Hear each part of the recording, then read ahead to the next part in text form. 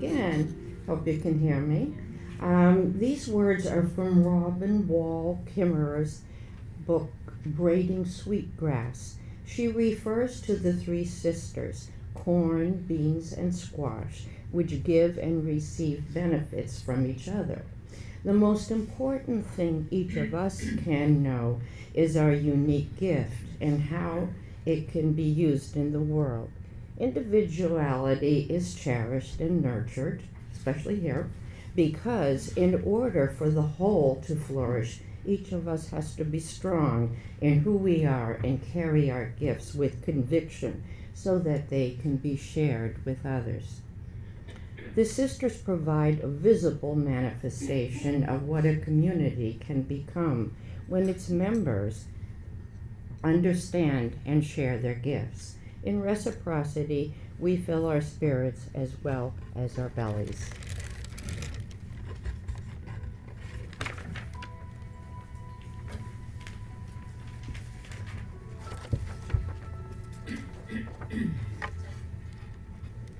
Hello, my name is Kate Messner. My pronouns are she, her, and I'm a long-time member of this church. What brings me here to speak at the service and what does it matter? Most fundamentally, I care. I care about the earth we live and breathe and spend our days on, and the earth we leave our children and grandchildren. As many of you know, I have 4 adult children and 7 grandchildren. So there are a lot of immediate people that I'm personally care about, but I also care about your children and grandchildren very much. I am, and pretty much always have been, an outdoors person. I didn't write this down, but my parents were not particularly outdoors people. But they sent us to camp every summer to get rid of us. And that's where I learned to be an outdoors person. In the spring and fall, I like to hike and ride my bike, to swim in the summer and ski or snowshoe in the winter. Nature is my refuge and my place for spiritual renewal. It's vitally important to me.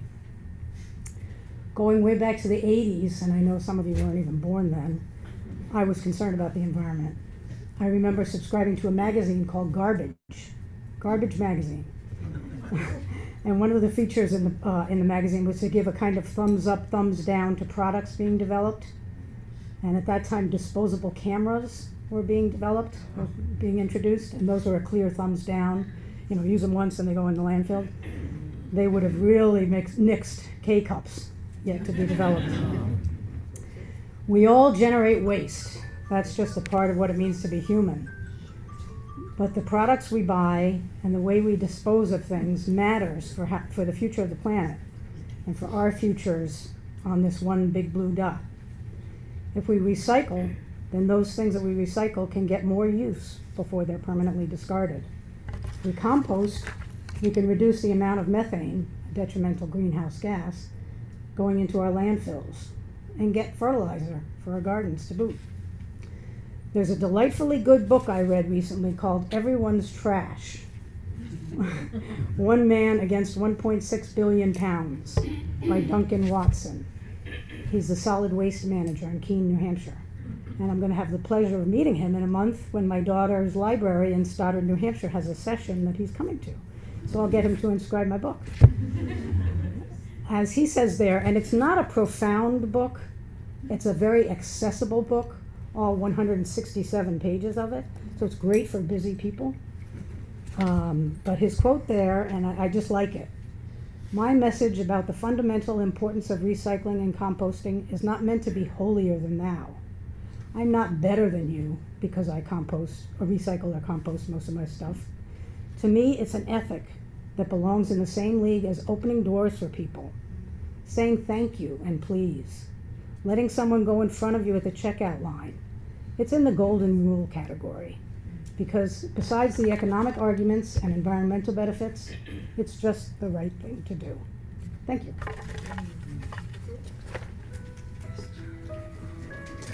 Oops, sorry.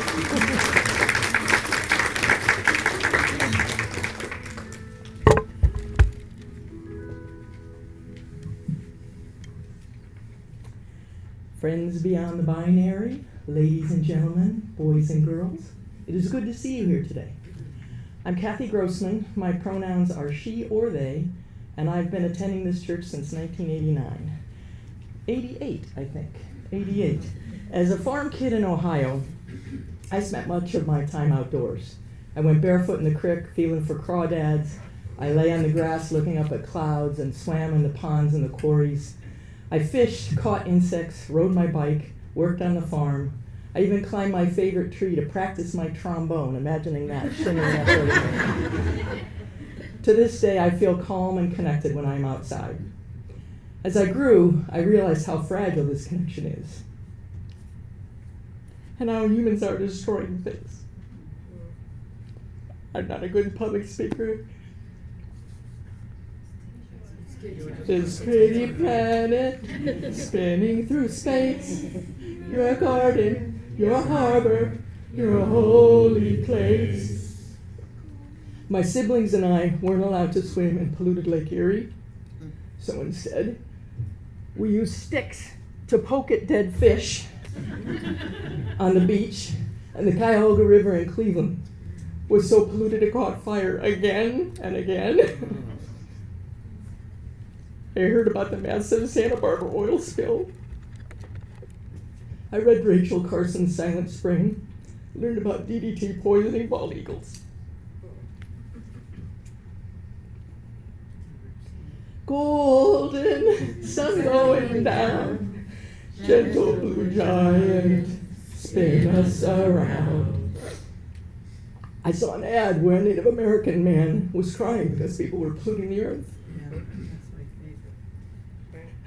I read the Lorax, which is what this shirt is from. It said, unless someone like you cares a whole awful lot, nothing is going to get better. It's not. I saw ads that said only I could prevent forest fires. That's nuts. I don't have that power. I have always recycled, reused, composted, gardened organically, walked and rode a bike when possible, purchased less, and many more individual actions because that just made sense. It's the right thing to do, but it never felt like enough. I learned the Crying Man ad was run by bottling companies to make us feel like individuals were responsible for the problem, when it was really them because throwaway bottles were cheaper. Frank and I spent a great deal of effort, time, and money to convert our property to be energy efficient, solar powered, and nearly fossil fuel free. We still have a propane grill when we're working on that. We got electric cars and mowers, and yes, they're Teslas, sorry. And many neighbors and friends, some of whom in this congregation, have joined our group net metering solar farm. We donate to environmental causes, both in actions and money, and we advocate for the environment. We were vegetarian for many years and have settled on plant-forward eating to help the environment. But just like the thought of being the only one responsible for stopping forest fires were overwhelming, all of this felt insignificant. I knew I couldn't do it alone, or even the two of us. It was that sense that whatever I do, it's not enough, that led me to join the Screen Sanctuary team. We want to pool our efforts within this congregation, as well as join with many other UU congregations, environmental groups, and social justice initiatives in order to make a difference. We need to continue advocating for individual actions, doing our best, doing the right thing, and hopefully inspiring and working with others while we also push for system-wide changes. We're hoping that many of you feel the same way and will join us to decide what our next steps as a congregation should be. Where can our efforts have the most impact? How can we feel hopeful? Please join us. I'm going to close with a song to calm me down, and hopefully all of you. During our ribbon cutting service for our solar farm opening, I sang this song. It was sung by a 4-year-old boy in the midst of war. To me, it symbolizes how connected we are to the sun and its power, to the earth and its beauty, and each other. Without all of them, we cease to exist. May there always be sunshine. May there always be blue skies. May there always be Mama. May there always be me. Thank you.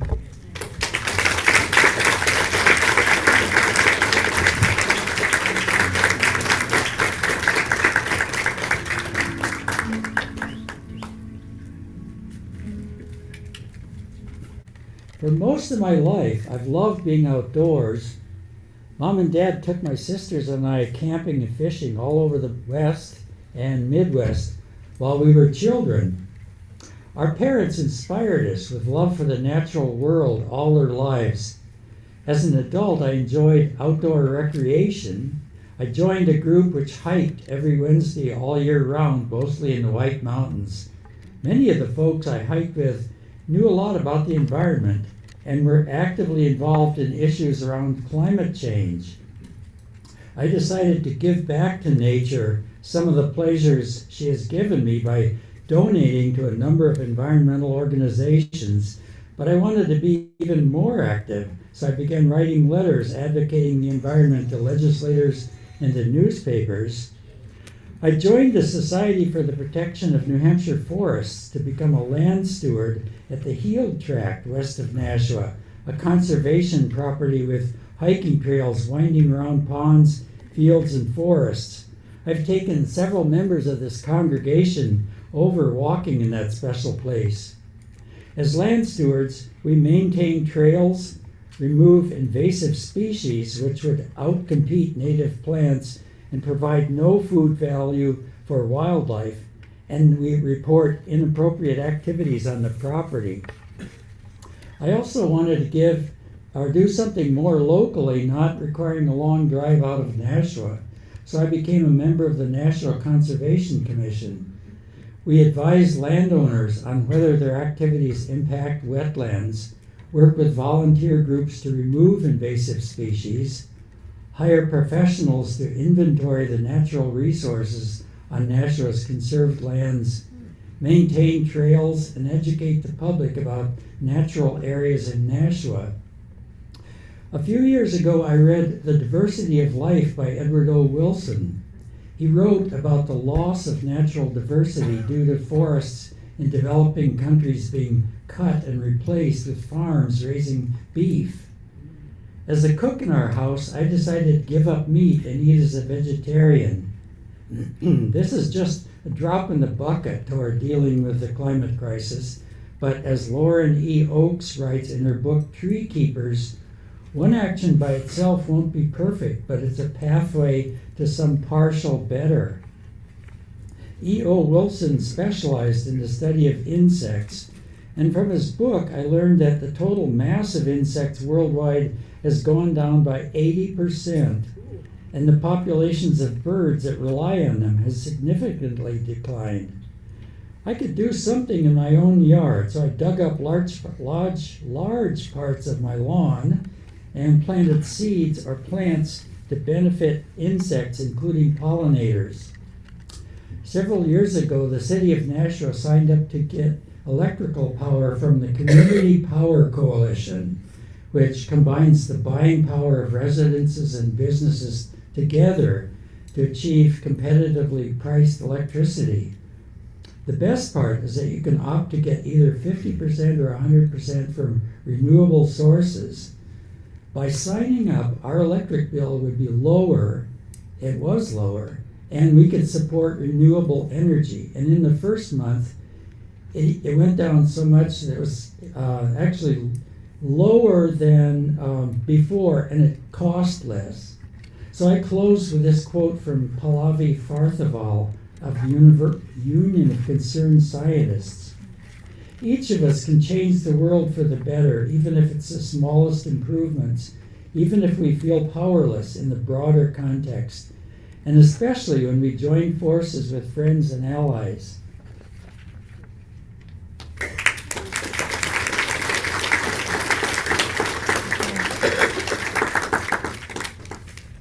You've heard reflections from the members of our UU Nashua's brand new Green Sanctuary Working Group.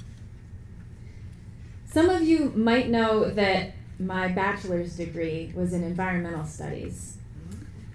During that degree program, I took a course called Urban Ecology.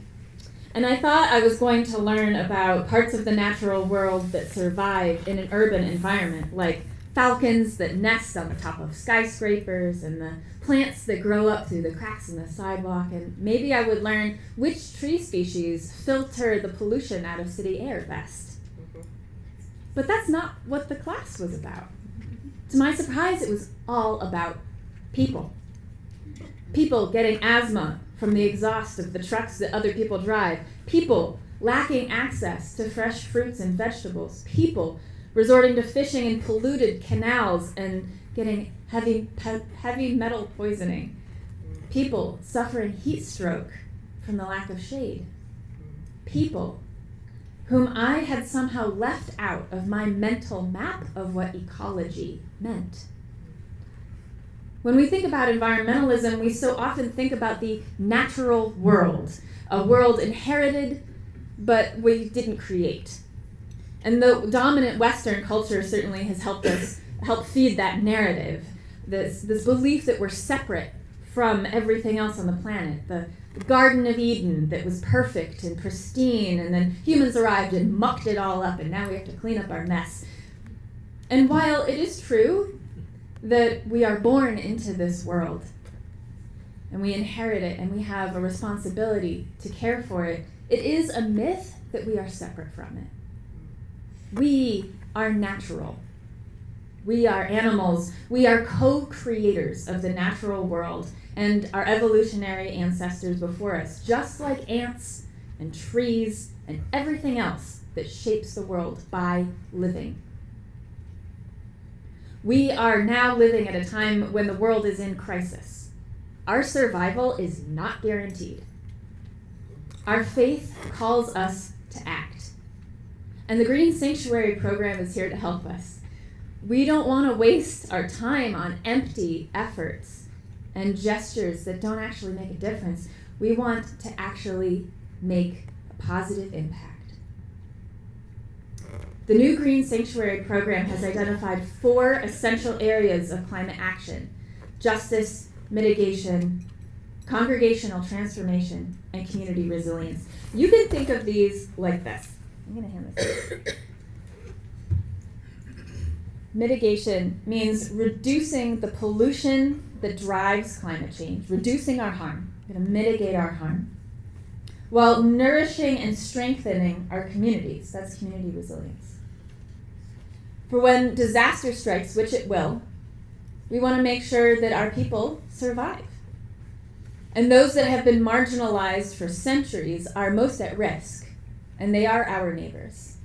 So it's part of our job as a faith community to help those and make sure that when disaster strikes, we are here to help. And our community is strong. And we want to do that in ways that are just, ways that honor the inherent worth and dignity of all people and non-humans. And while we do all of that work, we will change. We will improve the way that we relate to ourselves and to the people outside of our church community, and we will learn to embody that change more and more. I know all of you already care so deeply. We want to make sure that our actions are aligned with our values. These 4 circles are not tasks to be completed. They're categories that tasks might fall under, and we get to pick the projects that we work on as a congregation. There's no single list of tasks to be completed because every congregation is different and every geographic location is different. It has different challenges and opportunities when it comes to climate crisis. So while a congregation in South Carolina is working on hurricane preparedness, a congregation in Utah is focusing on the problems related to the shrinking of the Great Salt Lake. What environmental problems do we face here in Nashua? That's what the conversation today after the service is about. So I hope after you've gotten your coffee and snacks at social hour, you come back to this room and join us for that conversation. The Green Sanctuary guidelines suggest that we set up 5-year goals and then pick 1 or 2 projects to work on for a year or so to move us closer towards those goals. One project might touch on all 4 of those areas, or it might just touch on 1 or 2. For example, some of you helped to prevent that asphalt plant from being built. That falls under all 4 categories with just 1 project. At the end of the church year, we'll assess how it went. What progress did we make? What did we learn? What do we want to do next? And this is a never-ending cycle. So we've gathered a team. We've grounded in our context. That's the work that our Green Sanctuary team has been doing all this church year. And today, we're going to start that top red circle, reimagining our community thriving. The climate crisis is too big and complicated of a problem for us to solve. We're not gonna solve it. We're never gonna be done. Because we humans are always and already co-creators of the world with every other creature on the planet. So the goal of Green Sanctuary work is not to ever be done. It's just a framework to help us make our efforts more effective. We want to make sure that the ways that we are co-creating the world are ways in which all can thrive. So the Green Sanctuary framework helps us to be more deliberate in our actions. Eventually, generations from now, we hope that the world will be a beautiful, vibrant, thriving place where all people are healthy and have what they need. That's the ultimate goal, but that's not going to happen in our lifetime. Our role is to do what we can with what we have while we're here, to create and co-create this precious, beautiful world.